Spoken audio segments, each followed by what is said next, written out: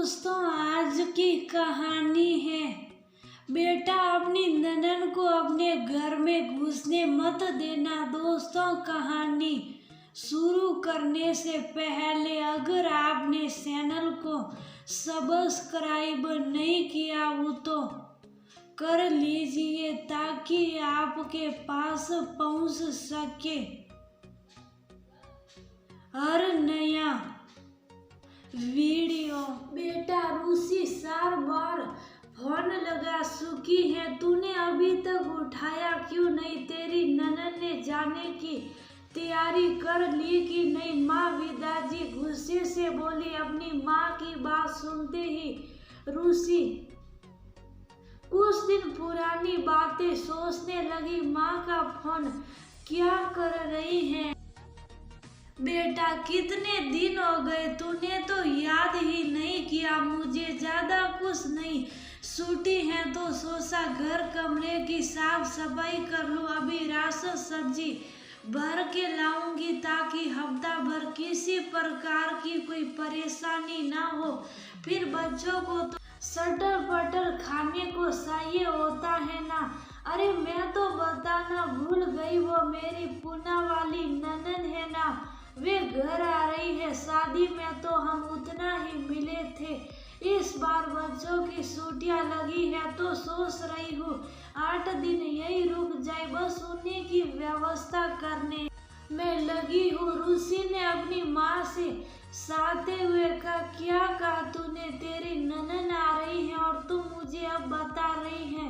तूने उसे आने से रोका क्यों नहीं? कह देती ऑफिस में बड़ा प्रोजेक्ट चल रहा है, सुबह जाती है रात को आती है, संडे को भी ऑफिस जाती है, कुछ भी बहाना बना देती। क्यों आफत बुला ली तूने, वह भी 2 बच्चों के साथ? माँ, क्या तो तुम ठीक रही हो, परेशानी तो मुझे बहुत होने वाली है, मगर अनिरुद्ध को तो आप जानती हो, उनकी बहन आ रही है। सुनकर वे खुशी से फूले नहीं समाये। दिन रात बस अपनी बहन के गुणगान करते रहते हैं, तारीफों के पुल बांधते रहते हैं। वैसे देखने सुनने में तो सीधी सच्ची ही लगती है, और फिर क्या बिगड़ जाएगा? मुझे तो वैसे ही ऑफिस में रहना है, थोड़ा बहुत खातिरदारी मैं भी कर लूंगी। अरे पागल, तू समझती नहीं है, एक बार ननन में घर में घुसने लगी तो हर सटे महीने तेरे घर घूमने फिरने चली आया करेगी। एक बार में ही ऐसा व्यवहार करके दोबारा आने में भी 100 बार सोचे। और दामाद जी का क्या है, उन्हें तो अपनी बहन प्यारी लगेगी। तुझे क्या पता, ये ननन लोग बहुत खतरनाक होती है, तू अभी कुछ नहीं जानती। अच्छा सुन, ज्यादा सब्जी राशन भरने की जरूरत नहीं, तुम लोगों की मेहनत की कमाई है, ऐसे ही उड़ा दोगे क्या? और तुझे आगे बढ़कर कुछ बनाने की जरूरत नहीं, आई है तो खुद बनाकर खाएगी और तुम्हें भी खिलाएगी।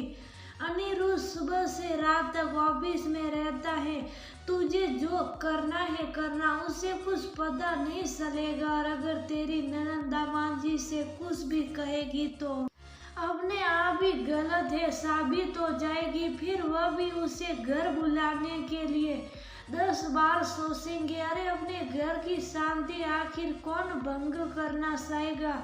समझी? रूसी अनिरुद्ध की शादी को अभी 6 महीने ही हुए हैं, क्योंकि दोनों हैदराबाद में नौकरी करते हैं, इसलिए सदना वाले घर में ज्यादा रुकी नहीं। अब पुणे में रहती ननन उनके घर कुछ दिन के लिए आ रही हैं।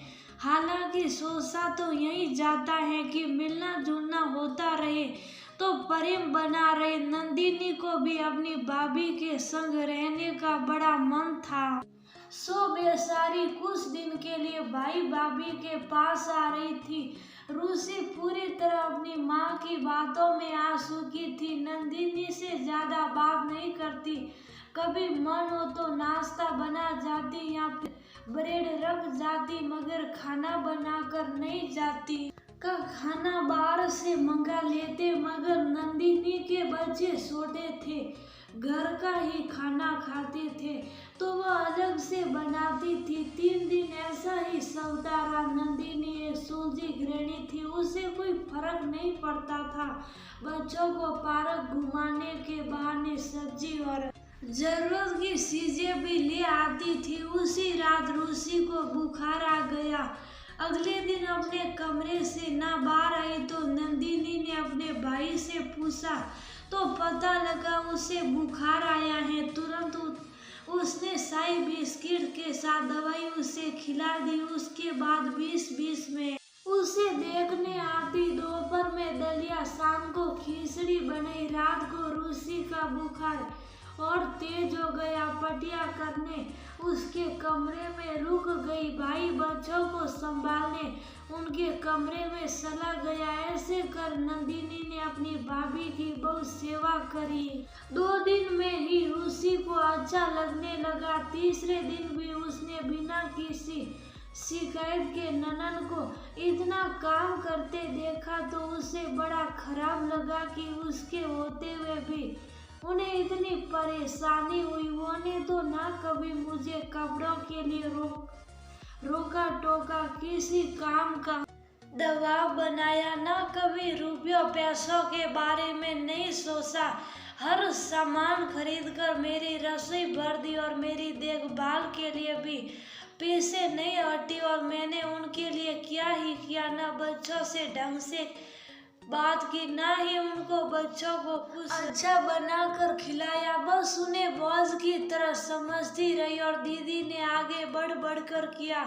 सच माफ करने वाले का दिल बहुत बड़ा होता है। मेरी किसी बात का बुरा भी नहीं माना। आखिर इतना बड़ा ससुराल संभालती है, समझती तो वह सब कुछ होगी, क्योंकि एक औरत के पास 6 इंद्रियां होती हैं। वह अपने पास होता अच्छा बुरा सब समझ लेती है। मगर ये तो उसका बड़पन था जो वह इस चीज की शिकायत ना भाई की ना ही माँ से, वरना सास का फोन गन गया होता कि मेरी बेटी के साथ तुम ये सब क्या कर रही हो। अपने किए पे बहुत शर्मिंदा थी। अगले दिन ऑफिस जाने के 1 घंटा पहले ही उठकर आलू के पराठे, सब्जी पराठा बनाया। नंदिनी उठी तो बोली, अरे तुमने ये सब नाश्ता क्यों बनाया, मैं कर लेती, तुम क्यों परेशान हो गई।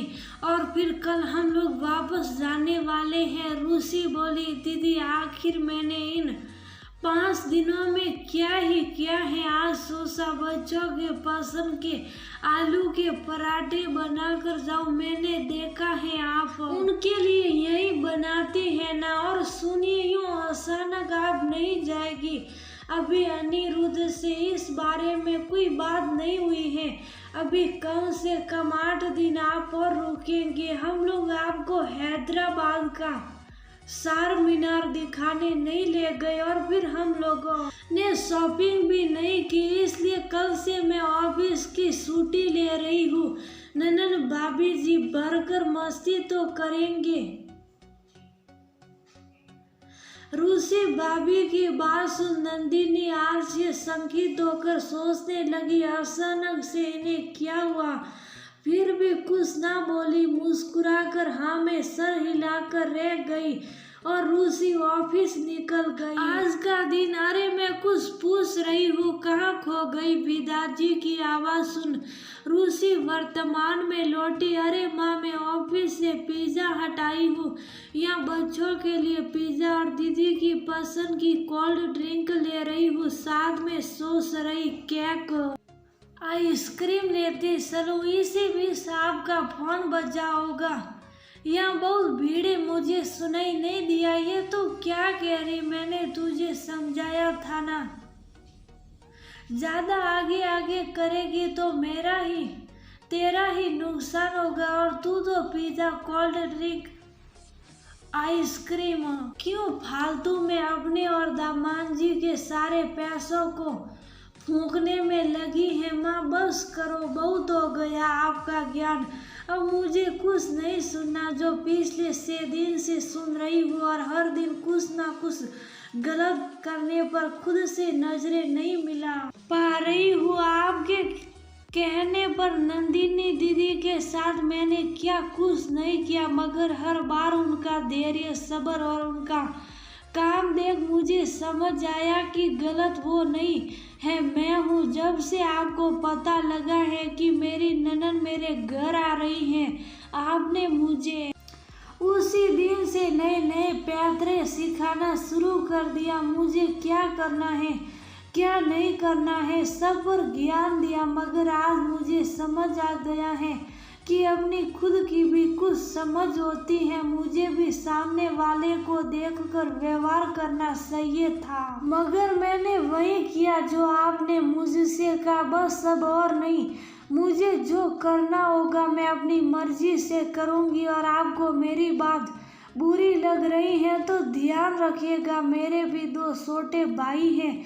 जब मेरी भाभियाँ मेरे साथ ऐसा करेगी तो आपको कैसा लगेगा। माँ, मेरी एक बात ध्यान से सुनना। माना पैसा जीवन में जरूरी है, मगर हंसने, सुख दुख बांटने, समझने के लिए इंसान को इंसानों की ही जरूरत पड़ती है। मतलब ये है, अगर हम अपने हर नाते रिश्तेदार से नाता तोड़ देंगे तो अंत में हमारे पास पैसा तो होगा, मगर हंसने, बोलने, मदद, साथ के लिए इंसान नहीं होंगे। इसलिए अब मुझे जो करना है मैं अपने हिसाब से करूँगी। आपको बुरा लगे तो माफ करिएगा। अपनी बेटी की बात सुन विदा जी को अपनी भूल समझ में आई और उससे माफी मांगते हुए बोली, बेटा घर तुम्हारा है, जिम्मेदारी भी तुम्हारी है, तुम अच्छे से निभाओ। मैं उम्र में तुझसे बड़ी हूँ, मगर बहुत छोटी राय तुझे देखकर भटक आ रही थी। तू तो बहुत समझदार निकली। सल अब तू वही कर जो तुझे अच्छा लगता है। मैं फोन रखती हूँ। और उसी सल पड़ी अपने पिछले 6 दिनों में की हुई गलतियों का प्रस्ताव